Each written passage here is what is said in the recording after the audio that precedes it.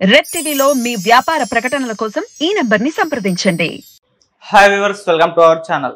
మహాసేన రాజేష్ గారు మరి సోషల్ మీడియాలో ఆయన గురించి కొంత టైం నుంచి కూడా వార్తలు రావడం చూస్తున్నాం. ఆయన పోటీ నుంచి తప్పుకున్నారని చెప్పేసి, ఎమ్మెల్యేగా పోటీ చేయట్లేదని చెప్పేసి ఇవన్నీ వార్తలు కూడా చూస్తున్నాం. సో ఈ వార్తల్లో అసలు నిజం ఉందా, అసలు ఎందుకు ఈ వార్తలు పుట్టాయి, అసలు అలాగే ఆయన ఆవేదనతో యూట్యూబ్లో ఒక వీడియో కూడా పెట్టారంట, ఆ వీడియోలో ఏముంది? సో ఈ అంశం మీద డిస్కస్ చేయడానికి ప్రజెంట్ మనతో పాటు సీనియర్ జర్నలిస్ట్ జయదేవ్ గారు, వారితో డిస్కస్ చేద్దాం. నమస్కారం సార్. సార్, మహాసేన రాజేష్ గారు మరి పోటీ నుంచి తప్పుకున్నట్టు కొన్ని వార్తలు రావడం చూస్తున్నాం. అలాగే ఆయన తన యూట్యూబ్లో కూడా ఏదో వీడియో పెట్టారంట కదా, ఆ వీడియోని బేస్ చేసుకుని ఇటువంటి న్యూస్ స్ప్రెడ్ అయిందని అంటున్నారు. ఆ వీడియోలో ఏముంది, మరి ఆయన పోటీ చేయట్లేదా, చేయడంలో ఎంత వాస్తవం ఉంది సార్?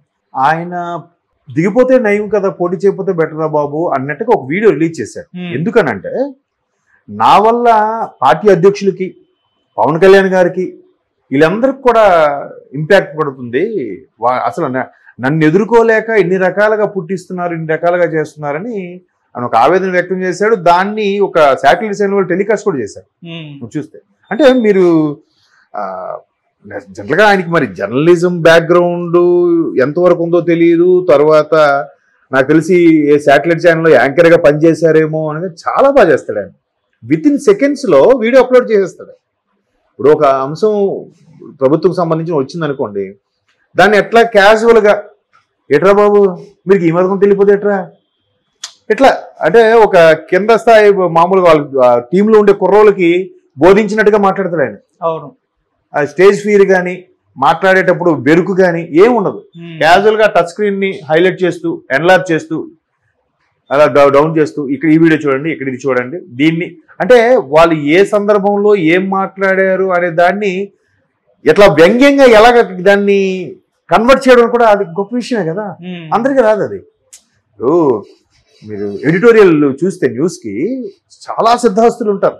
వాళ్ళు తెలుగులో పదజాలం కానీ, ప్రస్తుత రాజకీయాలు కానీ, భవిష్యత్ భూతకాలంలో ఉండే రాజకీయాలు కానీ ఎలా జరిగాయి, దాన్ని ఎలా అన్వయించుకోవచ్చు, ప్రస్తుత పరిస్థితులకి దానికి ఏంటి సొల్యూషన్ అనే దాని మీద వాళ్ళు ఎడిటోరియల్ వాళ్ళు చాలా బాగా విశదీకరించి రాస్తారు. ఈయన సింపుల్గా జరిగిన కొన్ని అవర్స్లోనే ఆ వీడియో అప్లోడ్ చేసి పెట్టేస్తాడు. ఈయన అదే విశ్లేషణతో ఉంటాడు. మళ్ళీ అది ఎట్లా మరి ఆయన, నేను అనుకున్నా ఆయనే చేస్తాడా, ఆయన దగ్గర ఉన్న టీం చేస్తాడా అనేది ఉంటుంది. సో ఇన్ని రకాలుగా అన్ని తాయిని మీరు యూట్యూబ్ ఓపెన్ చేయగానే టీడీపీకి సంబంధించి కానీ, లేదా వైసీపీ దుయ్యబట్టే సంబంధించి కానీ వీడియో కొట్టగానే ఫస్ట్ హిందీ వస్తుంది. హాయ్, వెల్కమ్ టు మహాసేన, నేను మీ Rajesh Mahasena, welcome to Mahasena media అని అంటాడు.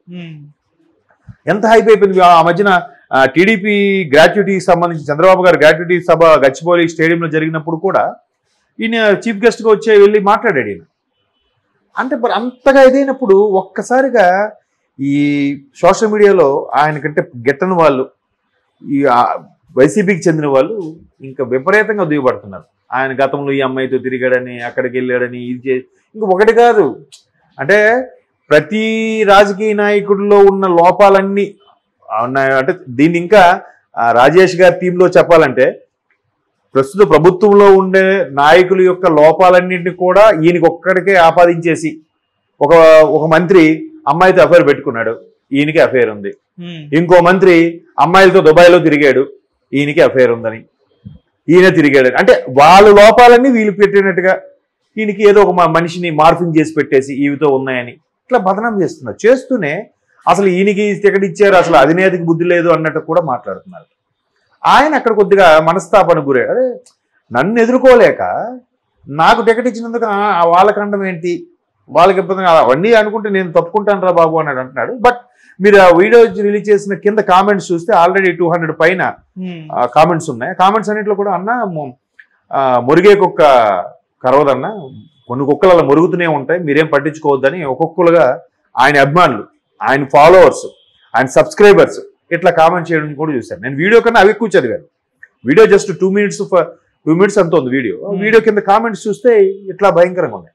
ఇంకొక మనిషి అయితే ఎంత చక్కగా రాశాడంటే, రీసెంట్గా నాకు నచ్చిన స్టేట్మెంట్ ఒకటి ఉందన్న అని చెప్తూ, అదే రజనీకాంత్ గారు చెప్పారు చూసారా, మాట్లాడని నోరు, అవును, ఏదో మొరగని విమర్శించిన నోరు, మాట్లాడే మొరగని కుక్క, ఈ రెండూ లేని ఊరు ఇక్కడెక్కడా లేదు. సో అట్లాంటి వస్తూనే ఉంటాయి, నే పట్టించుకోవద్దమ్మా అని చెప్పి ప్రతి కామెంట్ ఇలాగే ఉంది. యాంటీగా ఒకటి లేదు. సో కాబట్టి అంటే దిగిపోతే బెటరా బాబు, పోటీ చేయకపోతే బెటర్ అన్నట్టుగా కూడా ఉన్నది. కొంతమంది టీడీపీలో ఉండే రెబల్స్ ఎవరైతే పి గన్నవరం సంబంధించి ఎక్స్పెక్ట్ చేశారో వాళ్ళు కూడా కొంత ఈ సోషల్ మీడియాలో వైరల్ చేస్తున్నారేమో అని నా అనుమానం. ఓకే, ఆబ్వియస్లీ ఉంటుంది కదా. ఇప్పుడు మీరు నేను కలిసి వెళ్ళాము ఒక పార్టీ దగ్గరికి, సార్ టికెట్ ఇవ్వండి అని. నేను కొద్దిగా సీనియర్ అనే నాకు ప్రిఫర్ చేశారు, లేదా నేను కొంచెం బాగా మాట్లాడతాను నాకు ప్రిఫర్ చేశారు. వెంటనే నువ్వేం చేస్తావు, అమ్మా ఈ జగదేవ్ సారు అడిగి ఎంతో ఇన్ని కోట్లు ఇచ్చాడు, అందుకే ఈ టికెట్ వీడికి అభ్యర్థికి ఇచ్చాడు, వీడికి ఏదో ఉందరా చెప్పి ఇంకా నువ్వు లేకపోయినా క్రియేట్ చేసి నీకు నచ్చకపోయినా పక్క పార్టీ వాళ్ళతో కలిసి ఏటో బదనాం చేస్తావు. అంటే వీడికి ఇచ్చినందుకు ప్రభుత్వం పార్టీ తరపు అధినేత పార్టీ కానీ వీడికి అనవసరంగా ఇచ్చామో అనుకోవాలనే తపనతో చేస్తుంటావు. దానివల్ల నీకు లాభం ఏంటి? ఎలాగో నిన్ను వాడుకుంటాడు పక్క పార్టీ కూడా తప్ప నీకేం స్థానం ఇవ్వడు, వేస్ట్ కదా. అదే నీకు ఇస్తే నువ్వు వీడితో సౌఖ్యం నాతో నువ్వు సఖ్యంగా ఉంటే నేను రేపు ప్రభుత్వం వచ్చా నీకు పనులు చేసి పెడతాను కదా, నీకు యూజ్ అవుతుంది కదా. అలాగెందుకు ఆలోచించరు? ఎంతసేపు పక్కను తొక్కేద్దామని. ఇప్పుడు ఆయన కూడా ఆ వీడియోలో ఆవేదన వ్యక్తం చేస్తున్నాడు, నాది పి గన్నవరం నియోజకవర్గం, పి గన్నవరం నాకు టికెట్ ఇస్తే వైజాగ్లో ఎందుకు ధర్నా చేస్తారు నా మీద, పి గన్నవరం టికెట్ ఇస్తే గుంటూరులో ఎందుకు ధర్నా చేస్తారు అంటే ఇక్కడ వాళ్ళు చేయట్లే.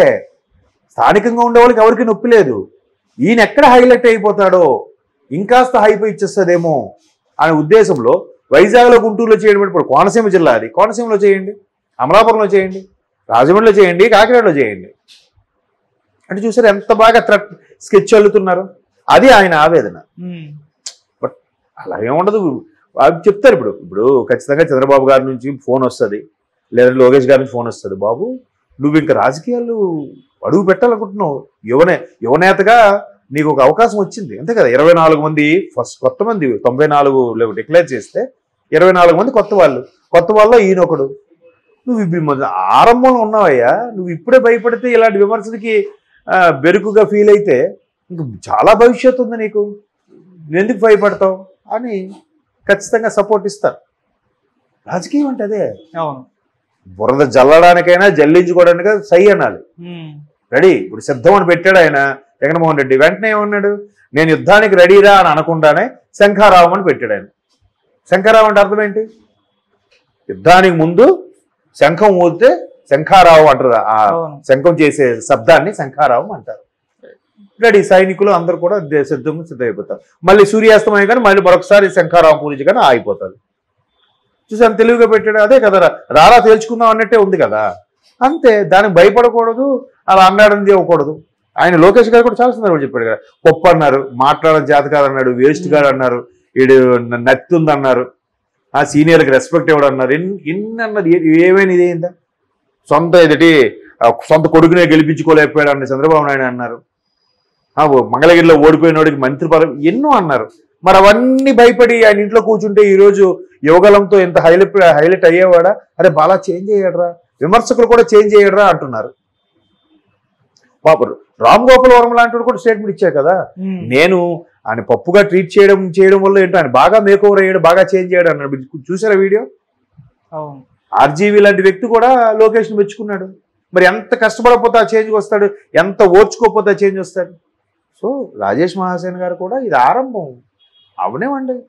రేపు ప్రభుత్వం వచ్చేదాకా, ఇప్పుడు ఈయన ఏ ప్రభుత్వం లేదు, ఏ పదవి లేకుండానే ఎంత బాగా ఈయన వీడియోస్ వైరల్ అవుతుంది. ఆయన ఏ వీడియో కూడా చూడండి, మినిమం 1 lakh తక్కువ ఏది ఉండదు. లీస్ట్ అంటే 60,000 70,000 వ్యూస్, ఏది చూసినా lakhs లో ఉంటుంది. మరి అంత ఇమేజ్, అంత సబ్స్క్రైబ్ ఉన్నాడు, ఇట్లా చిన్న డీలా పడిపోతే ఎట్లా?